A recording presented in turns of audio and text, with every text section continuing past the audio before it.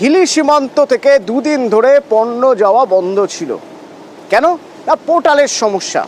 তো আজ সকালে পোর্টাল চালু হওয়ার পর আবার শুরু হয়ে গেল সীমান্ত দিয়ে বাণিজ্য।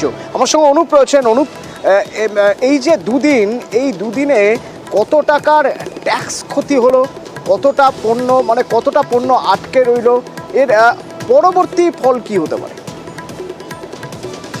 দেখো, এই মুহূর্তে আজকে কিন্তু পণ্য চলাচল শুরু হয়েছে, যেটা দুদিন ধরে পণ্য চলাচল বন্ধ ছিল। বিগত দুদিন ধরে গত পরশু দিন খুব অল্প সংখ্যক গাড়ি গিয়েছিল, গতকাল কিন্তু একদমই গাড়ি চলাচল করেনি। সেটা মূলত যেটা পণ্য সামগ্রী প্রায় ধরো, যেটা এক্সপোর্টার থেকে জানা যাচ্ছে যে প্রায় 8 কোটি টাকারও উপরে রাজস্ব কিন্তু ক্ষতি হয়েছে এই দুদিন বন্ধ থাকার কারণে।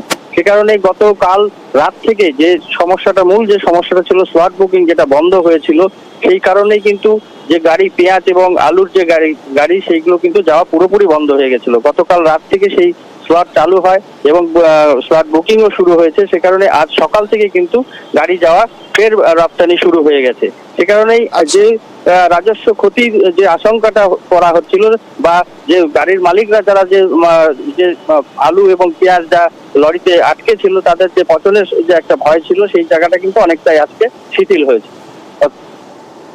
ধন্যবাদ।